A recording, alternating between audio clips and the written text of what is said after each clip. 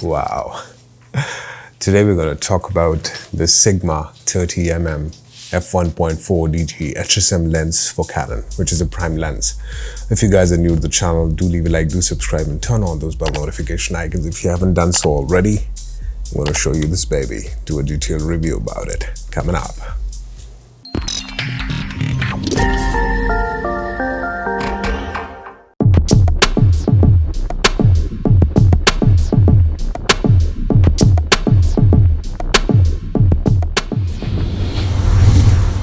Talking about the build quality that this lens has to offer, this is made up of thermally stable composite material which the company claims. The finish is really nice, it's really smooth to touch, it doesn't feel cheap at all. It's metallic, you know, there's a small beautiful art logo over here. It's amazing. The thing that they've created, the first looks, the first impressions that I got of the lens are aesthetically well built and well designed. A beautiful lens indeed. Now the autofocus ring on this lens is pretty smooth to the touch. You can twist it, turn it around very comfortably. The end and the starting points are, easy to identify. I love this thing about the lens. Now the auto and manual focus button on the lens system is very accurately placed. It's easy for the finger to reach, and the clicking system is amazing. Just hear the sound of it. The clicks. I love clicks. The autofocus button has been placed ergonomically.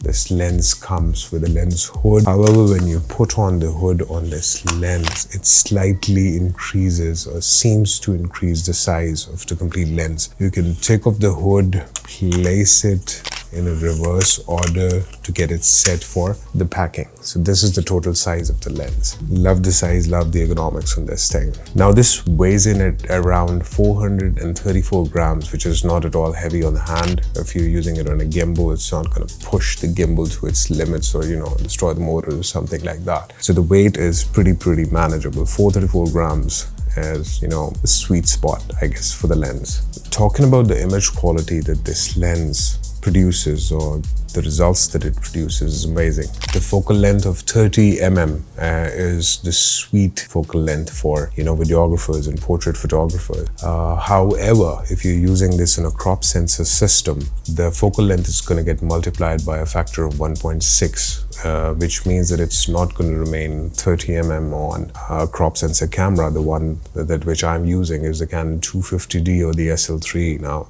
this is a crop sensor crop frame camera, so this lens doesn't give me the 30mm that I'm looking for. Now the bokeh that it produces with its 9 aperture blades is eye-opening. Really amazing bokeh. When you shoot with it, I'm going to show you a few photographs right now. This is a prime lens. It is the bokeh that people are looking for whenever they're choosing prime lens. So the bokeh that this thing produces is, I won't say earth-shaking, but it's pretty amazing. It's pretty nice, pretty neatly done, and in the right place, in the right spot. Now when we talk about the low light performance that this lens offers, it is because of this huge aperture of 1.8. The lens opens really wide and gives you that, allows a ton of light to pass through this lens finally to the camera sensor that's placed behind it. The low light performance, this lens performs like a beast when it comes to low light. The autofocus system that the company is giving on this lens is pretty fast, pretty accurate. I haven't found any problems when I'm doing my videos or photograph. The lens simultaneously adjusts between low focus and high focus areas. The autofocus system on this lens is also very good. People looking to add on an additional prime lens inside their lens inventory, I would recommend the Canon 30mm DC HSM F1.4. Must grab this one. This is a wonderful piece of lens, wonderful piece of glass that you're going to own, and you'll thank me later. Now, coming over to a few drawbacks that this lens has, I've found two main drawbacks that come with the Sigma 30mm F1.4. The first is that once you're shooting at maximum or minimum apertures, this lens tends to lose a bit of sharpness, which is, I guess, not that big of a deal because that can be corrected or done away with once you're editing your photos in post. Photoshop or Lightroom I'm referring to. That is one drawback which I found with this lens. Another drawback that comes with the package is chromatic aberration. Now, I know it's a big word for the newbies and beginners out there, but what it means is that the lens is not able to focus all the color wavelengths on one focal plane. I won't get into the technical details of what chromatic aberration actually does. However, I will tell you that chromatic aberration basically tends to get your photographs to be a little blurred. Also, it gives a little, color tinge on the edges of the photograph, like a purple tinge or a green tinge, or sometimes a yellow or even a red tinge. This is one problem that comes with this lens. Or last few remarks about this lens. When it comes to the build quality and the bokeh that it is giving you, it's wonderful for street photographers and portrait photographers who are looking to, photograph close subjects. It's a wonderful thing. I am making all my vlogs, all my videos, all my YouTube videos using the 30mm